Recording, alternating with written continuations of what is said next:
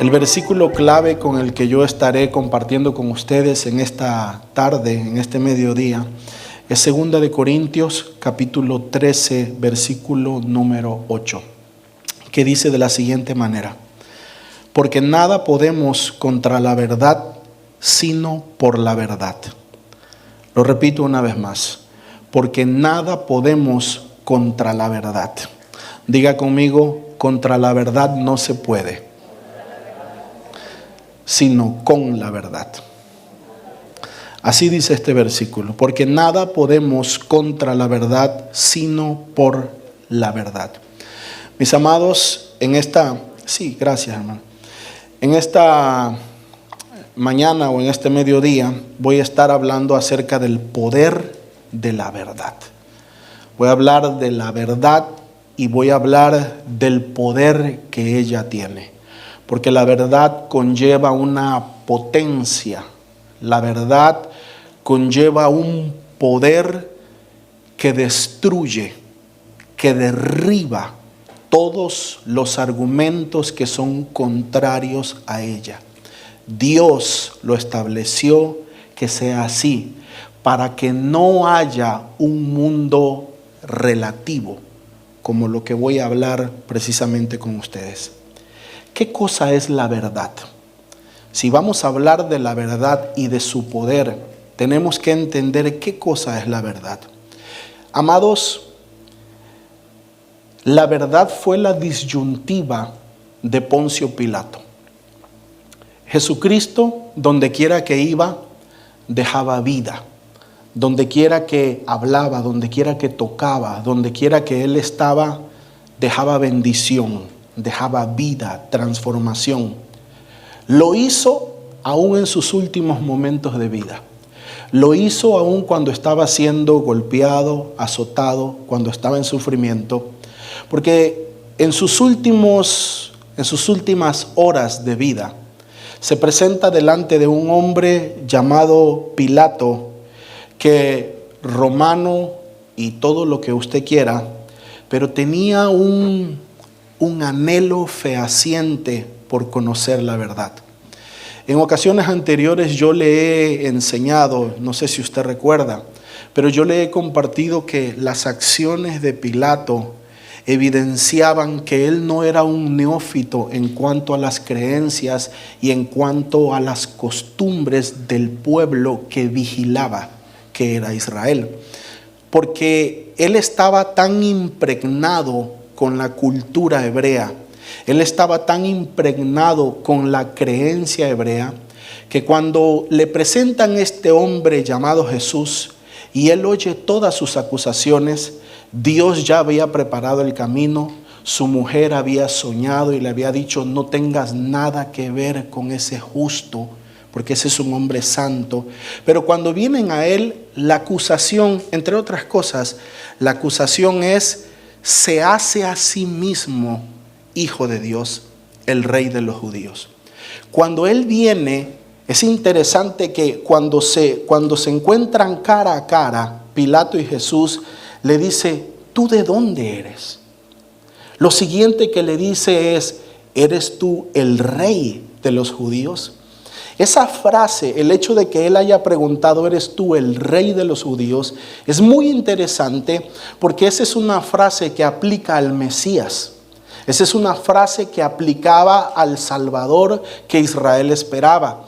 Si Pilato hubiera dicho: ¿eres tú un rey?, entonces significa que Pilato estaba tratando de identificar amenazas en contra del Imperio Romano para poder deshacerse de ellas. Ese era su trabajo como procurador de esa región. Pero no le pregunta: ¿eres tú un rey? ¿Eres tú un líder? Le dice: ¿eres tú el rey de los judíos? Lo cual era un apelativo total y completamente mesiánico, porque creemos que Pilato estaba acostumbrado, conocía las creencias de Israel y él buscaba la verdad, mis amados hermanos. Por eso, cuando Jesús está ahí, le digo que hasta en sus últimos minutos Jesús da vida por donde va y le dice: yo para esto he nacido. Yo para esto he venido. Y ojo, porque aquí el Señor introduce el tema de la verdad. Yo para esto he nacido, para dar testimonio de la verdad. Todo aquel que es de la verdad, oye mi voz y viene a mí. Pilato le dice, ¿y qué es la verdad? ¿Cuál es la verdad?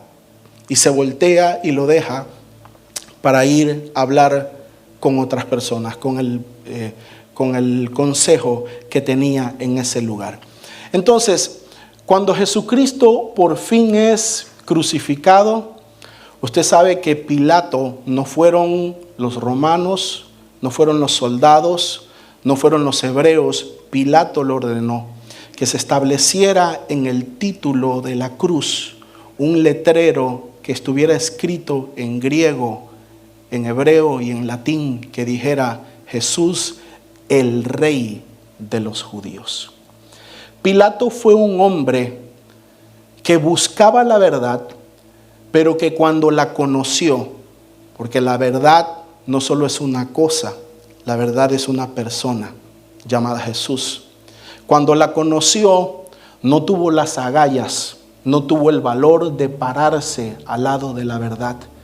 Y por eso prefirió su pellejo, prefirió su vida y decidió entregar a Jesucristo, condenarlo, aunque su conciencia lo redarguía, y por eso puso ese letrero en la cruz de Jesús.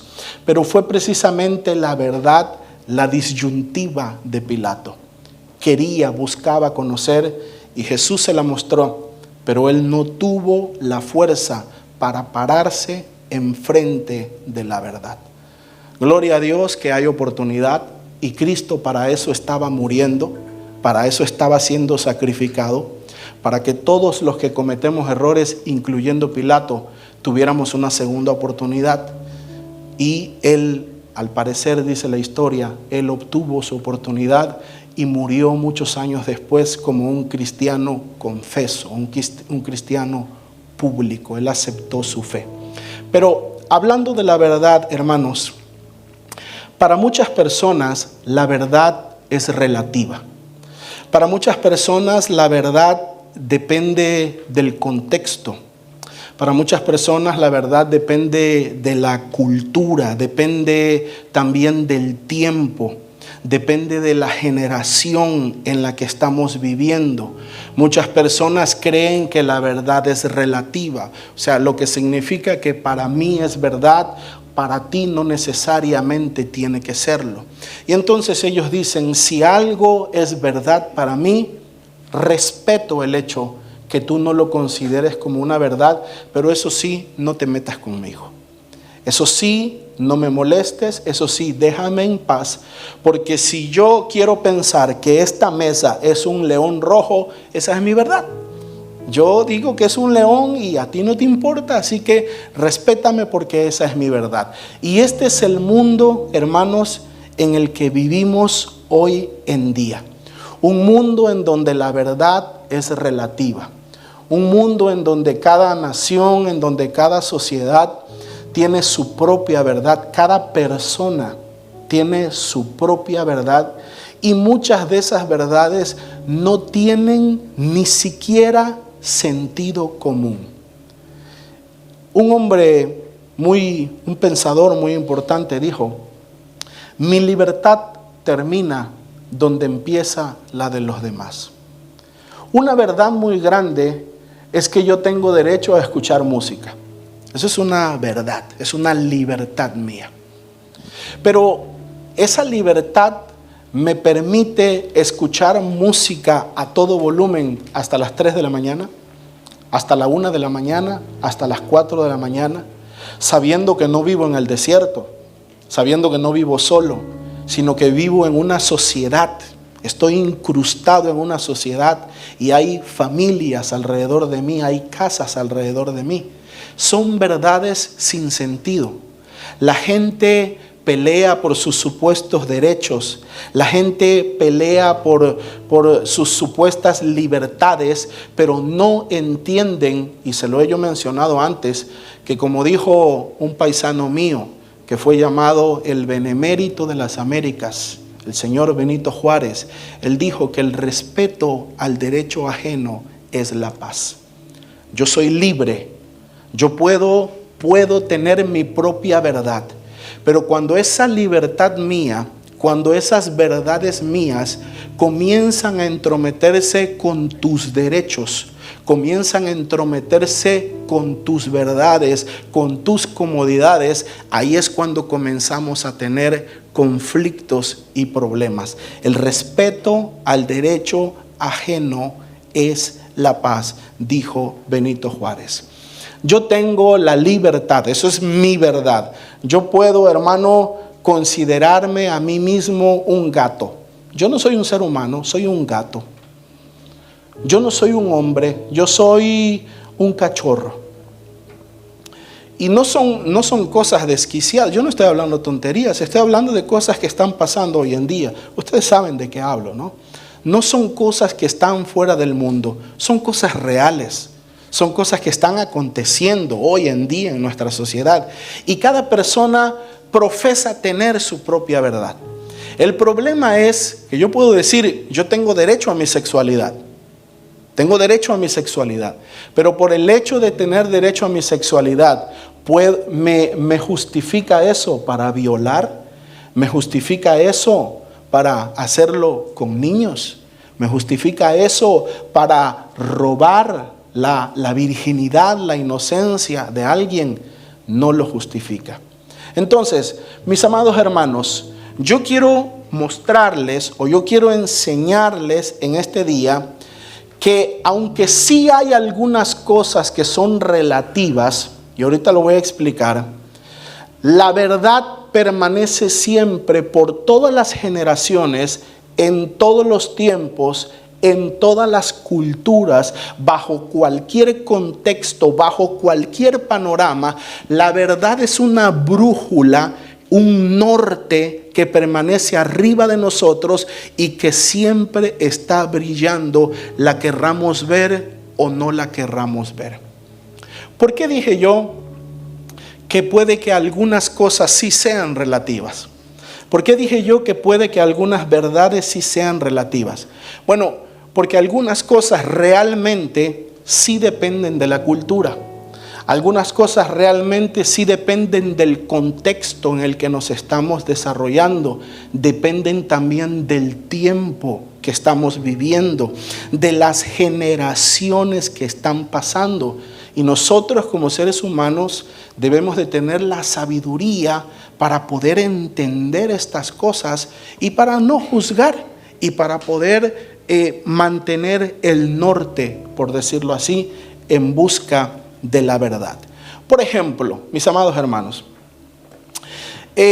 para los que somos de lugares pequeños, si usted viene de una ciudad muy grande, tal vez usted no entienda este ejemplo, pero para los que somos de pueblos, de lugares pequeños, en nuestros lugares muchas veces un vehículo es un lujo. De hecho, en donde yo nací, yo decía, los que tienen carros son ricos. Cuando yo era niño, yo pensaba así. El que tiene, fulano tiene carro es rico. Porque el carro era para los ricos, para los millonarios. Y entonces, por voluntad de Dios, azares de la vida, salimos de nuestros países y llegamos aquí. Y aquí, hermano, quieras o no, tienes que tener un vehículo. Porque son ciudades grandes, distancias grandes, y entonces hay que tener un vehículo. Y allá los que nos ven en nuestra tierra dicen, David es rico, Eric es rico, Arnulfo es rico porque tiene un carro, 2 vehículos, y no tienen para mandarle a la abuelita Lencha, pero sí tienen para andar en tremendo carro, porque muchas cosas realmente, o algunas cosas realmente sí son relativas, sí aplican a cultura, sí aplican a contextos, sí hay que estudiar la situación. El ejemplo que le acabo de poner es que aquí un carro no es un lujo, un carro es una necesidad. Hablemos, por ejemplo, de la belleza. ¿Sabía usted que el concepto de belleza cambia de acuerdo al lugar, cambia de acuerdo al tiempo, cambia de acuerdo a la cultura que estamos viviendo. Se ha comprobado, esto lo han comprobado los historiadores, que los mayas colocaban en las cabezas de sus bebés como una especie de anillos o de cosas que cada vez iban amarrando más e iban tensando, porque en la cultura maya era un sinónimo de belleza que ellos tuvieran el cráneo o la cabeza alargada. Por eso hoy en día se han encontrado restos de cadáveres de mayas cuyas cabezas eran alargadas, porque ellos lo consideraban un sinónimo de belleza.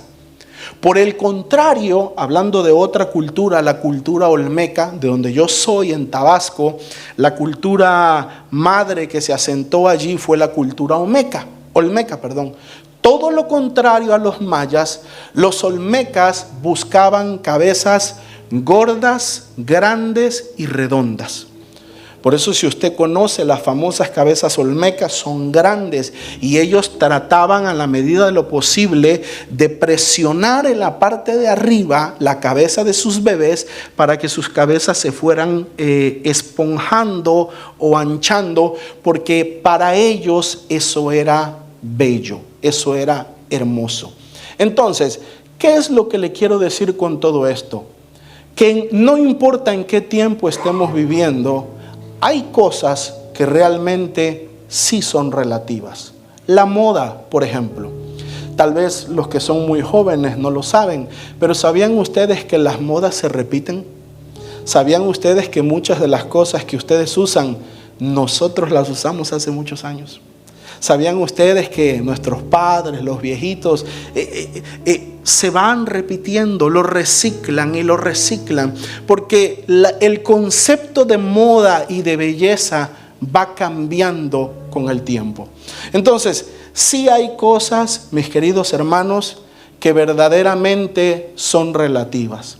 Sin embargo, diga conmigo, sin embargo, dejando esas cosas a un lado, la verdad se impone, la verdad permanece, no importa en qué tiempo, no importa en qué país, no importa en qué cultura, no importa en qué generación, la verdad es la brújula en medio de todos los tiempos.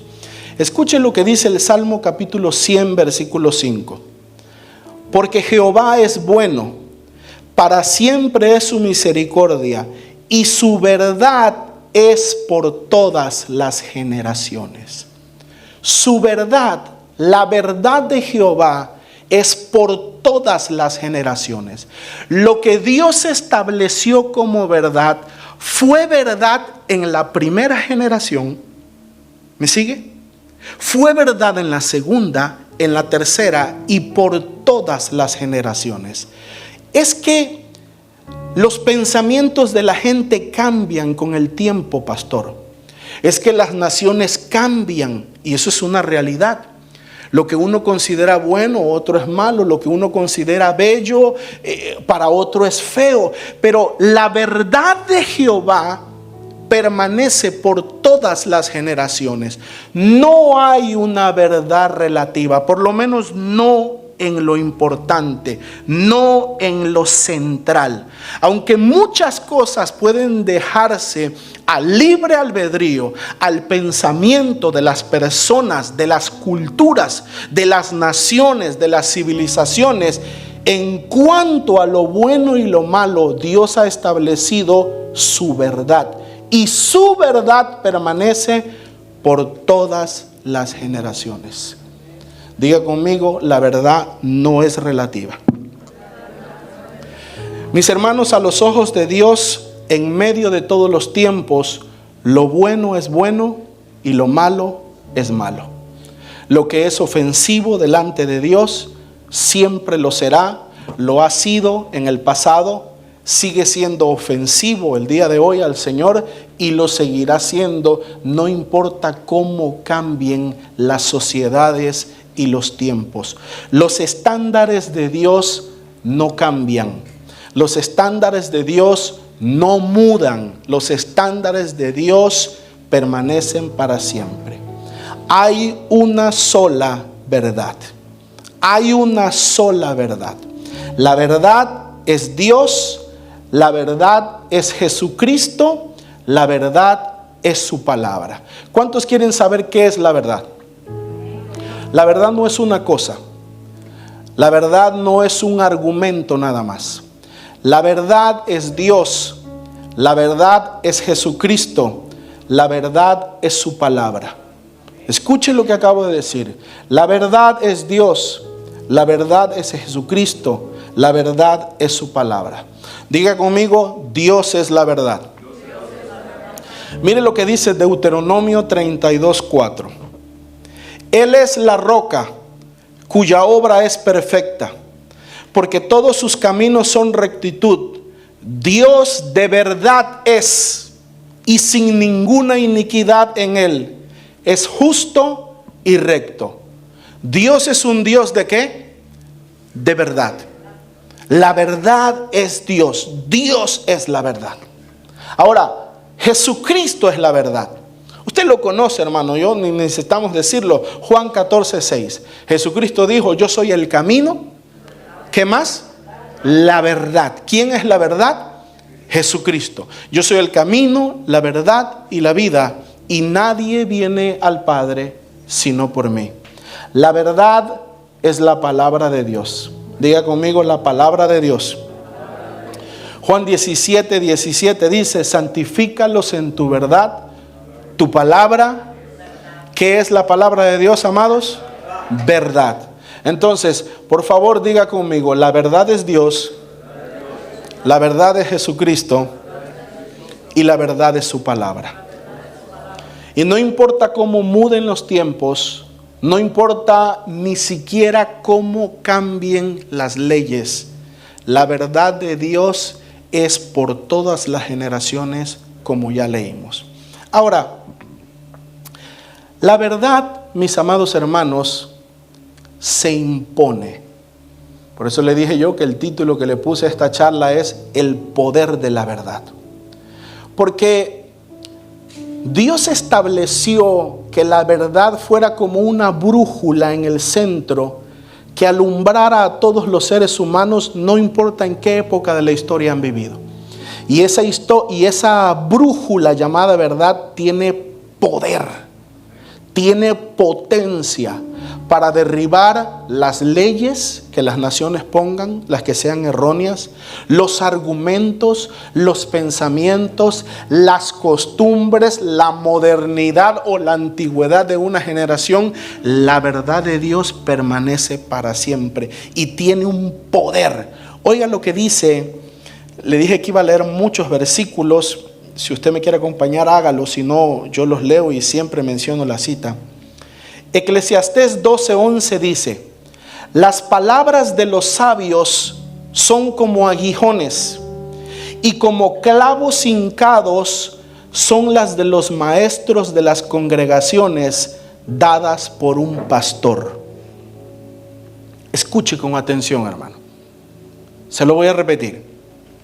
Las palabras de los sabios son como aguijones, y como clavos hincados son las de los maestros de las congregaciones dadas por un pastor.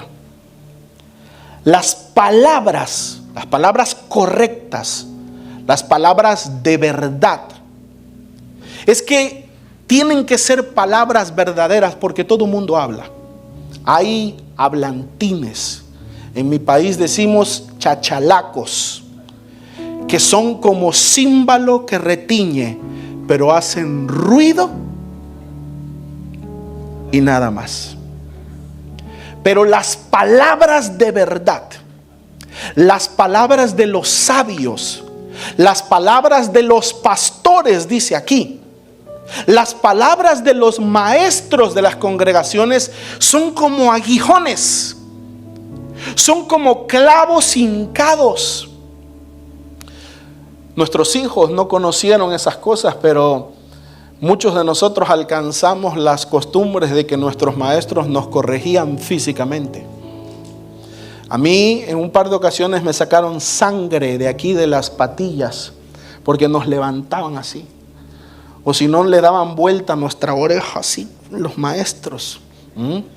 Tenía una maestra que tenía un borrador diabólico porque estaba en el escritorio y lo direccionaba hacia ti hasta que te cayera en la cabeza. Algunos de nosotros, a mí solo me tocó una sola vez. ¿Para qué decir cosas que no son? Pero a algunos amigos les tocó más. Pero a algunos de nosotros nos tocó que cuando nos castigaban, porque éramos buenos, ¿no?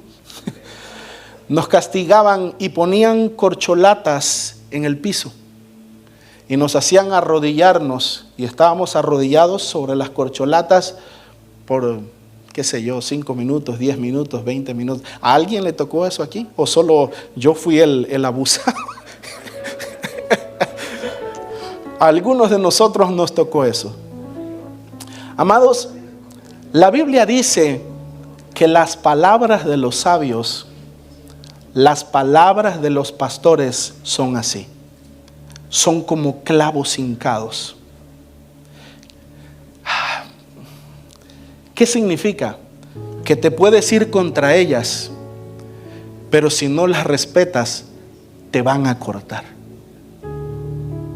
Las palabras de los pastores son como clavos hincados, que te puedes ir contra ellas, pero si no las respetas, te vas a herir.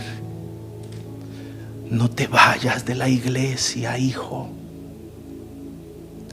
No te salgas del grupo.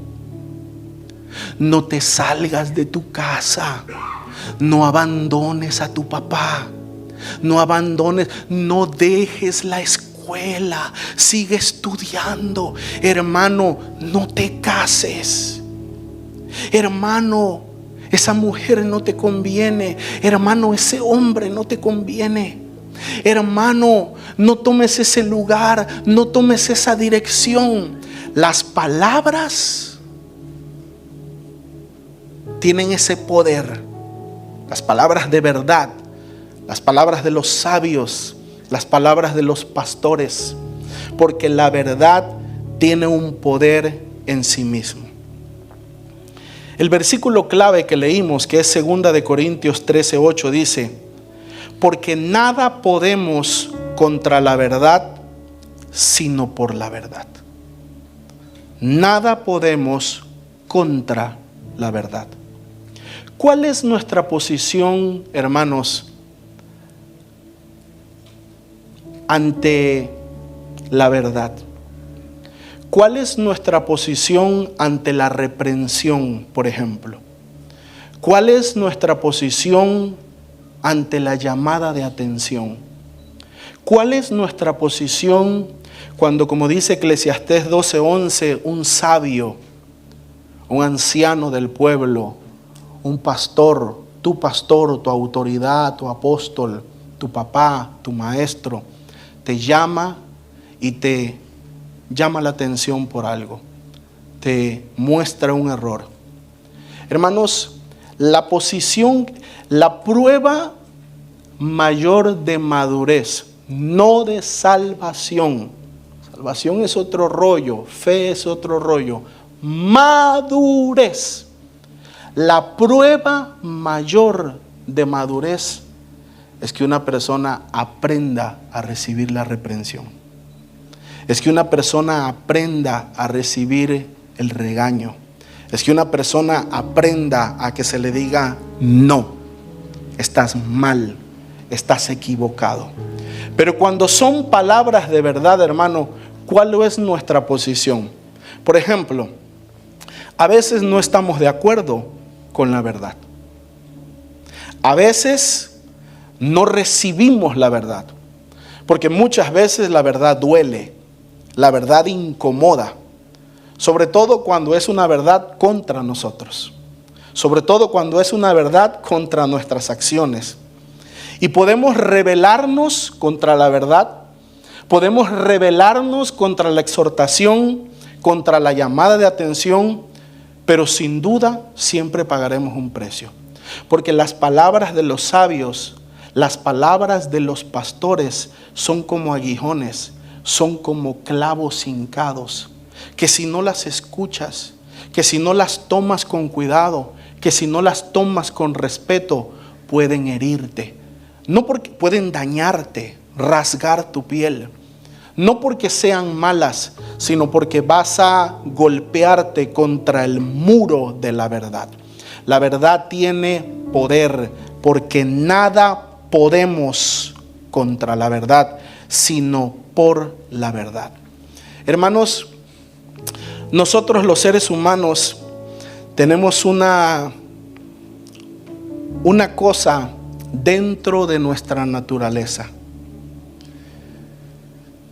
y es la desobediencia, la rebeldía. Está dentro de nuestro ser, está dentro de nosotros, es parte de nuestra naturaleza. A ninguno de nosotros nos gusta que nos llamen la atención. A ninguno de nosotros nos gusta que nos reprendan. A ninguno de nosotros nos gusta que nos digan la verdad. Eso es parte de nosotros. Todos, absolutamente todos somos así. Y por eso le decía yo que la prueba verdadera de la madurez de una persona no es cómo predica. ¿Me escucharon? La prueba verdadera de la madurez de una persona no es cómo predica o qué tan bonito predica o qué tan buenas o interesantes puedan ser sus lecciones, sus disertaciones. La prueba verdadera de la madurez de una persona es la sujeción, es la obediencia, es que aprenda a recibir la reprensión. Porque rebeldía fue precisamente el pecado original. Rebeldía, desobediencia, sublevación fue precisamente el pecado que Satanás cometió y que lo obligó a salir o a ser echado del cielo. Entonces, no nos gusta la reprensión, eso está en nuestra naturaleza. Pero bienaventurados nosotros si aprendemos a recibirla. Mire, yo, hermano, desde hace varios años, yo he comenzado a luchar con una disyuntiva en mi corazón. Porque yo he entendido que Dios nos ha llamado como iglesia y como ministerio. No es un llamado único, es un llamado a todo cristiano, a todo pueblo de Dios. Pero a mí me ha amanecido y me ha caído el 20. Y he entendido que el propósito de Dios, lo maravilloso es no solo la salvación, y es tal vez lo más importante, pero no es lo único. Es establecer su reino en esta tierra con todo lo que ello conlleva, que eso es muy grande, pero no vamos a hablar de eso ahorita. Y para eso, hermano, nosotros como iglesia necesitamos transicionar de ovejas a soldados.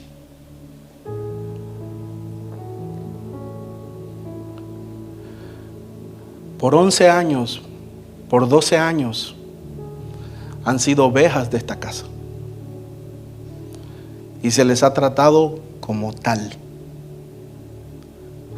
Pero si verdaderamente habremos de establecer el reino, iglesia como Jesús, necesitamos transicionar, brincar de ovejas a la posición de soldados. Porque a la oveja se le mima, a la oveja se le cuida, se le abraza, se le alimenta, se le da biberón. Tiene límites, no se le puede reprender, no se le puede hablar fuerte, pero al soldado se le exige, al soldado se le impone, al soldado se le castiga, al soldado se le obliga a la disciplina, se le obliga al cuidado propio, al soldado se le exige el resultado, no importa cómo. ¿Me sigue, hermano? Y nosotros no estamos acostumbrados a ello. Nosotros estamos acostumbrados, hermano, a un cuidado pastoral, a un cuidado de hijos. Estamos acostumbrados a un cuidado así. Y si nosotros vamos a establecer el reino, verdaderamente necesitamos transformarnos en el ejército de Dios, en soldados de Dios. Glorioso porque somos hijos, glorioso porque somos ovejas del Señor, glorioso porque somos todo eso, pero también hemos crecido a un nivel en donde Dios nos está enviando a hacer sus obras, en donde Dios nos está enviando a hacer su voluntad, y eso requerirá temple, firmeza, madurez, rectitud.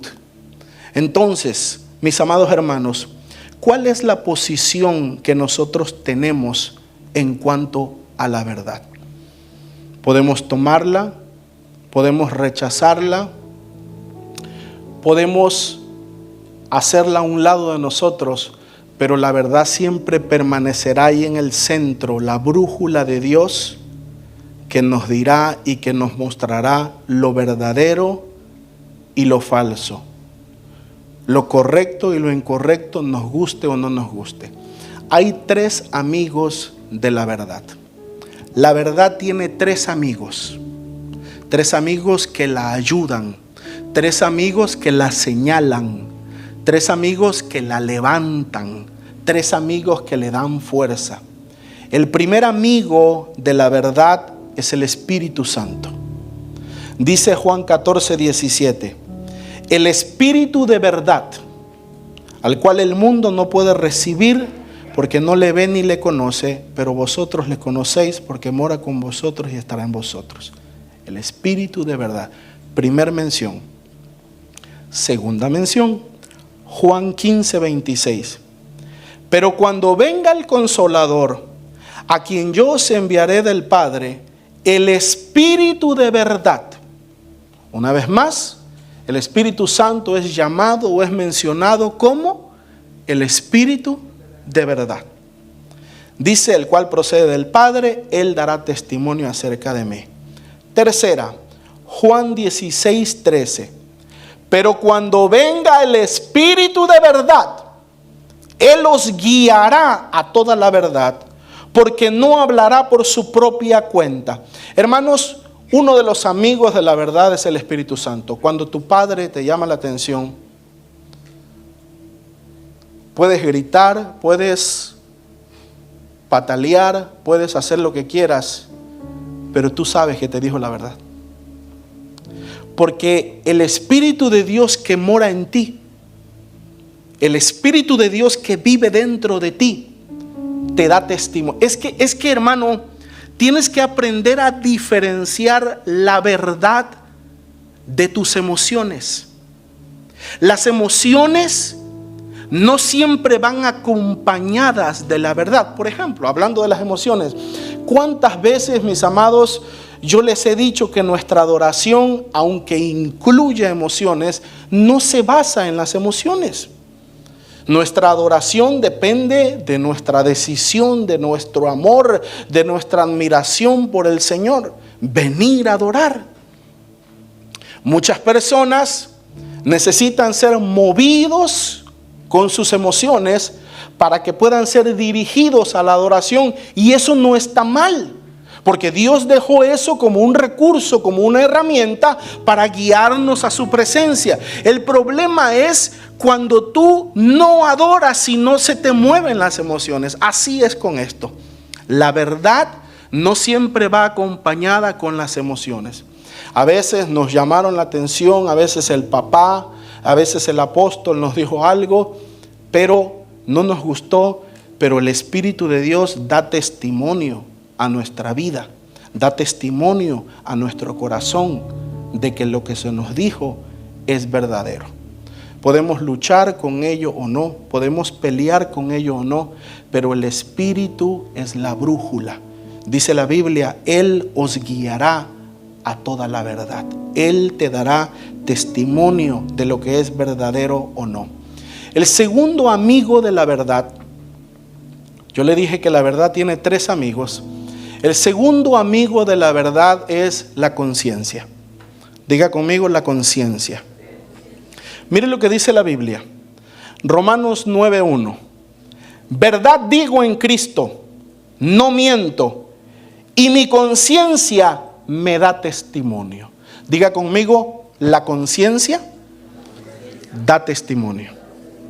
Amados, no es cierto que nuestra conciencia nos redarguye cuando hemos hecho algo correcto o cuando también hemos hecho algo incorrecto.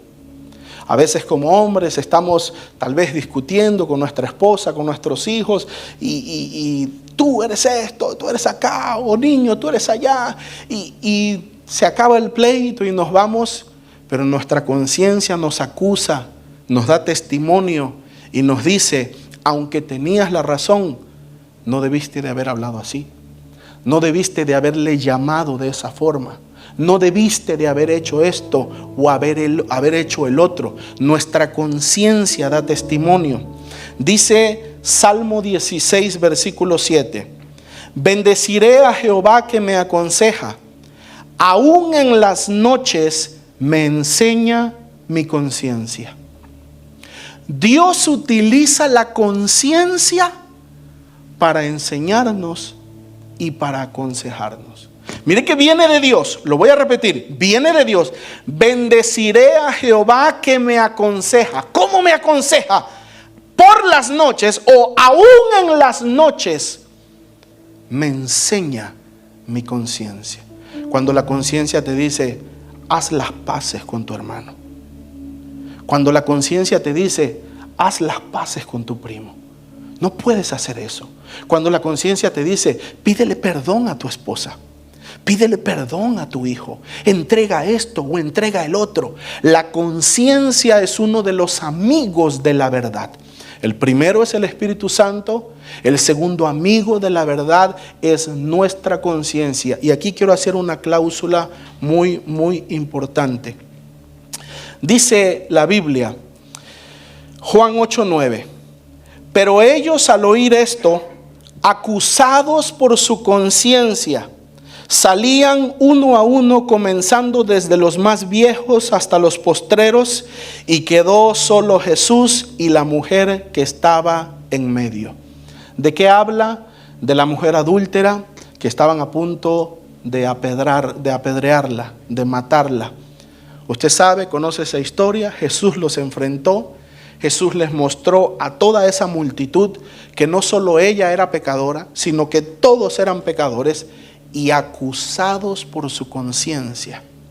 Es que la verdad tiene poder. Diga conmigo, la verdad tiene poder. Por eso el versículo clave dice, porque nada podemos contra la verdad. Es que si tú tratas, hermano, mira, cuando la verdad te dice esto es pecado, ya le he contado esto yo muchas veces, con una cosa que yo luché de adolescente o joven, porque ya era un joven, que me costó dejarlo, se los he dicho muchas veces, fue el cigarro. A mí me gustó, en el poco tiempo que yo estuve en el mundo, a mí me encantaba fumar. Y yo armé toda una trama para justificar mi pecado. Porque yo decía, ¿y qué tiene que ver el cigarro con mi fe? Si el cigarro es acá mi cuerpo, pero mi fe, mi corazón sigue siendo leal a Dios. Y a pesar de que yo me justificaba, y a pesar de que yo podía levantar argumentos para defender mi pecado, la verdad era más poderosa. La verdad era más fuerte, porque la verdad tiene poder, porque la verdad se impone. Te puede gustar o no te puede gustar, la puedes recibir o no la puedes recibir, pero la verdad se impone, la verdad se levanta. Y a pesar de todas las luchas, a pesar de todos los argumentos que traté de levantar para justificar esa parte de mí, ese pecado, llegó un momento en donde lo tuve que dejar. Tal vez haya algo que tú estás practicando, que tú estás haciendo, que has tratado de cubrir, que has tratado de cobijar con argumentos, y aún esos argumentos pueden ser bíblicos, con razonamientos, pero sabes que estás mal si el Espíritu Santo te redarguye.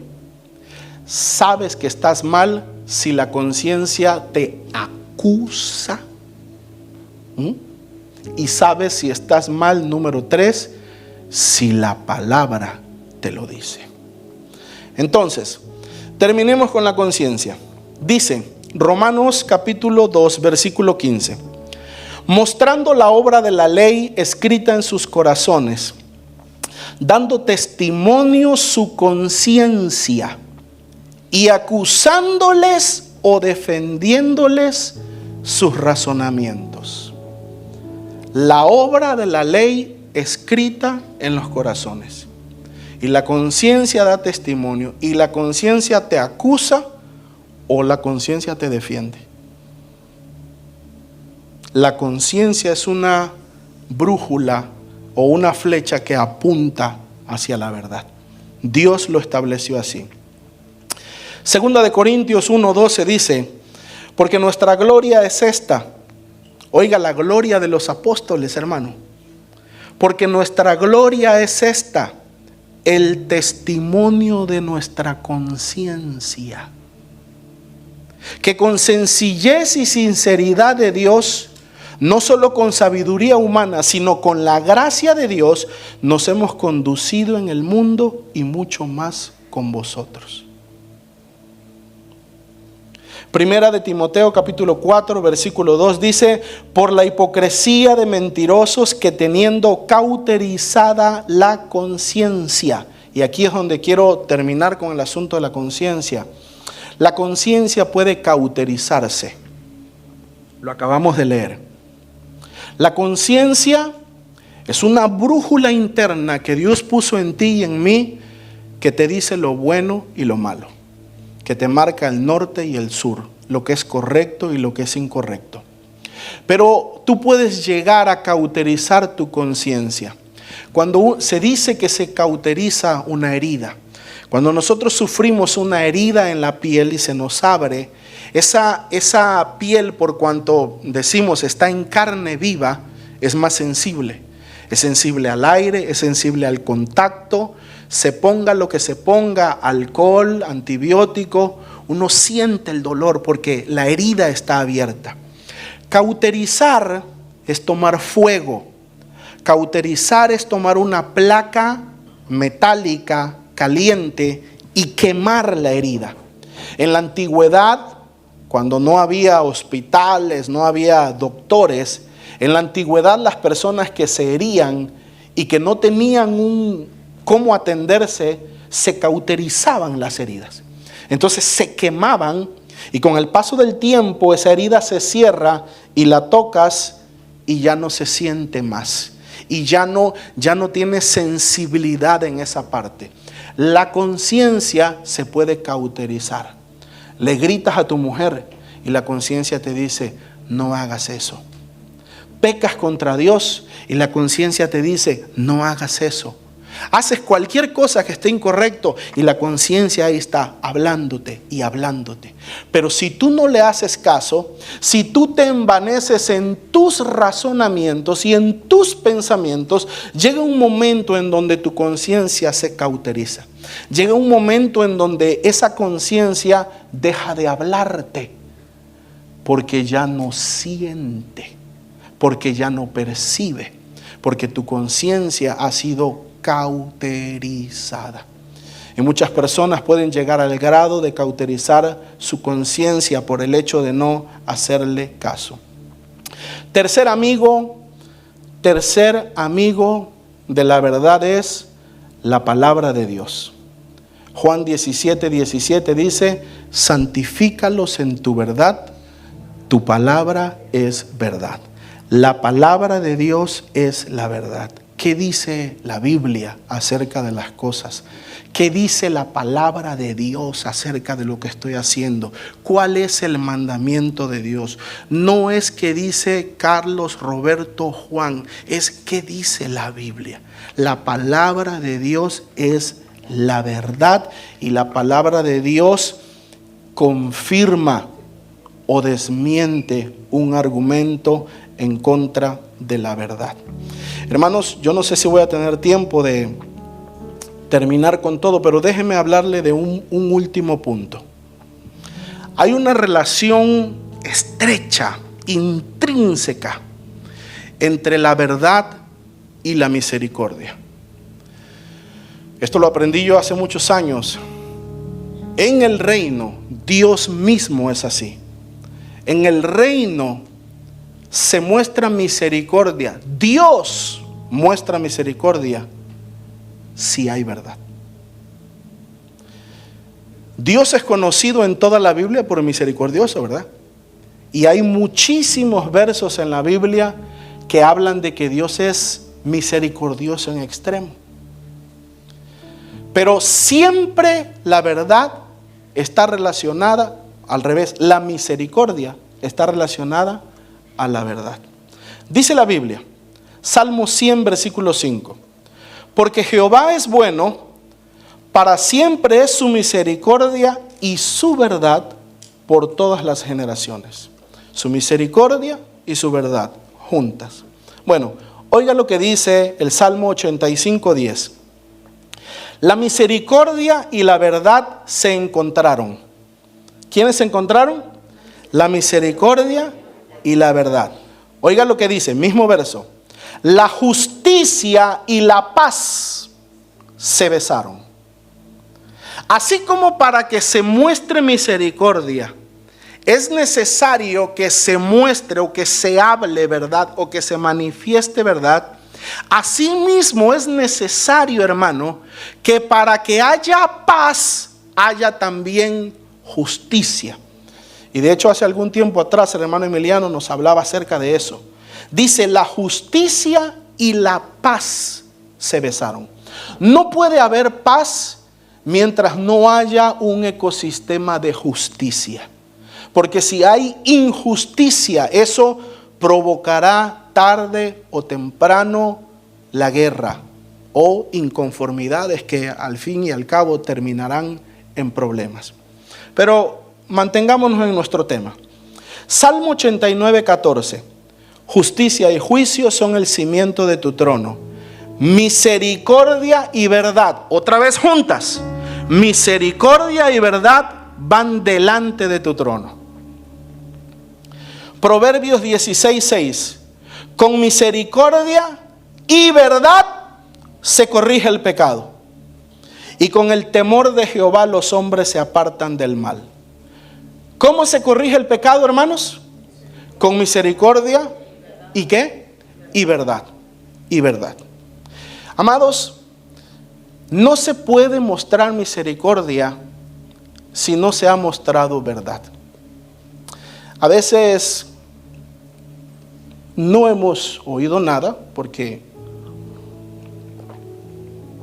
yo sería mentiroso y no voy a mentir delante del Señor. Pero en un caso hipotético, a veces alguien podrá pensar y decir, ¿por qué las autoridades fueron de esta manera con uno y fueron de otra manera con otro?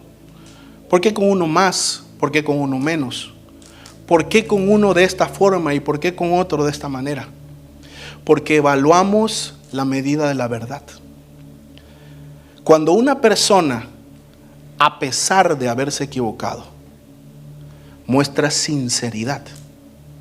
Cuando una persona, a pesar de haber pecado, a pesar de haber fallado, da la cara y dice, pastor, he pecado contra Dios. Y ha pasado esto y ha pasado el otro. Muchas cosas las hemos tenido que descubrir, lo cual es diferente a hablar con verdad. Cuando una persona, a pesar de sus errores, muestra sinceridad, entonces a esa persona se le puede mostrar misericordia. Porque con Dios van ligadas, con Dios van juntas, la verdad y la misericordia. Con misericordia y con verdad se corrige el pecado. Y todos estamos necesitados de misericordia, porque aunque sean diferentes niveles, pero la verdad es que todos pecamos contra Dios. Todos. No hay justo ni aún uno. Porque el que no peca necesariamente con algo que pueda considerarse alarmante, Yo siempre he dicho que los pecados más graves están dentro de nuestro corazón. El orgullo, la soberbia, la vanagloria, la envidia y muchas cosas más. Entonces, Juan 3, 20, 21 dice: porque todo aquel que hace lo malo aborrece la luz y no viene a la luz para que sus obras no sean reprendidas. Mas el que practica la verdad, oiga lo que hace el que practica la verdad. El que practica la verdad viene a la luz para que sea manifiesto que sus obras son hechas en Dios. Aunque se equivocó, aunque hizo algo incorrecto, pero viene a la luz, se muestra. Eso es una razón de que ahí hay luz, de que allí hay lealtad, de que allí hay verdad, de que allí hay una persona que ama a Dios, que ama la verdad, porque no se esconde en las tinieblas, sino que viene a la luz. Termino con esto: la verdad es tu protección. Se dice por ahí, hermanos, y es un dicho muy, muy acertado, muy verdadero, que el que siempre habla con la verdad no necesita buena memoria. Porque el mentiroso necesita tener buena memoria, ¿no? El mentiroso necesita recordarle qué mentira le dijo a cada uno. ¿Usted no conoce gente así, hermano? Que hoy te dicen que fueron a California y mañana te dicen que fueron a Montana. Y hoy te dice que habían hecho tal cosa y luego lo cambian, hermano. Entonces, el que habla con verdad no necesita tener buena memoria. ¿Por qué? Porque la verdad es tu escudo y tu protección. Efesios 6:14.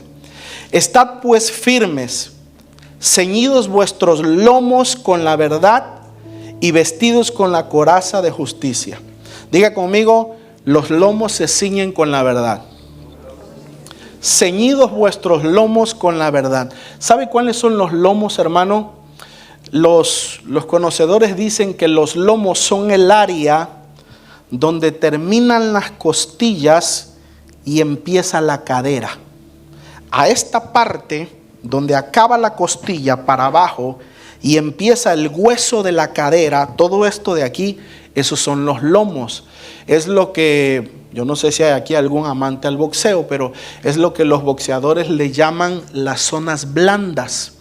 Porque si te logran conectar un golpe sólido en cualquier parte de los lomos, si tú no eres un atleta entrenado, te van a derribar, te van a noquear. Por eso los atletas de alto rendimiento trabajan tanto estas áreas. Bueno, cuando tú no andas en la verdad, pueden darte un golpe bajo que te destruya. Los lomos se cubren con la verdad. ¿Lo agarraste? Sí, lo agarré, papá. Amén. ¿Hiciste esto? Sí, lo hice. Cuando hablas, la verdad es tu protección. Se ciñen, se cubren los lomos con la verdad. Hablar siempre la verdad te garantiza que nadie te va a dar un golpe bajo que te vaya a destruir. No va a haber una sorpresa que te vayan a avergonzar a la mera hora. El que habla verdad anda protegido. El que habla verdad anda cubierto. El que habla verdad no va a ser derribado. Salmo 91:4 dice: con sus plumas te cubrirá y debajo de sus alas estarás seguro. Escudo y adarga es su verdad. Usted, escudo todos sabemos que es. ¿Sabe qué es adarga? Adarga es un escudo. Pero es un escudo de esos que usaban algunas civilizaciones, especialmente los espartanos y otros, que es un escudo que tiene forma de corazón. El escudo romano tenía forma de, ya sea de círculo o de escudo. Arriba recto, no sé cómo llamarlo. Pero adarga es un escudo, es más pequeño, era más light, era más portátil. Y de hecho algunas adargas eran hechas de cuero. ¿sí? Pero tenía forma de corazón, y algunos guerreros utilizaban la adarga porque era más ligera, era más fácil de llevar, y entonces tenían mayor movilidad para poder luchar contra su adversario. Bueno, la Biblia dice que la verdad es escudo y es adarga. Escudo y adarga es su verdad. Esa es la verdad de Dios.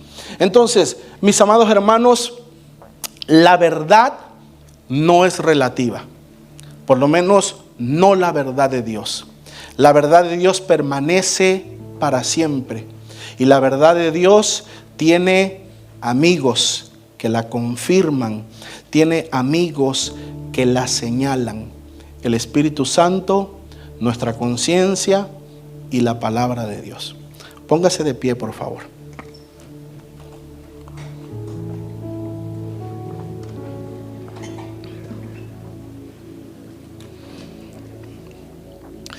Padre, oramos porque tú eres el Dios de la verdad.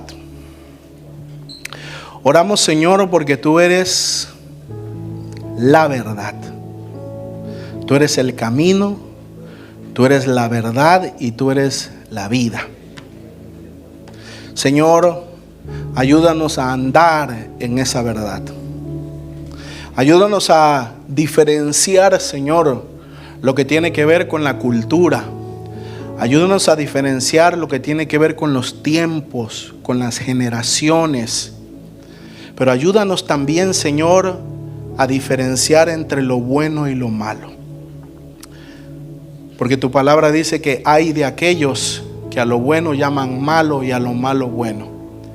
Señor, que esos amigos de la verdad que tú nos has hablado hoy, que tu Santísimo Espíritu, que nuestra conciencia y que tu palabra sean siempre esos faros de luz que apunten hacia ti, porque tú eres la verdad.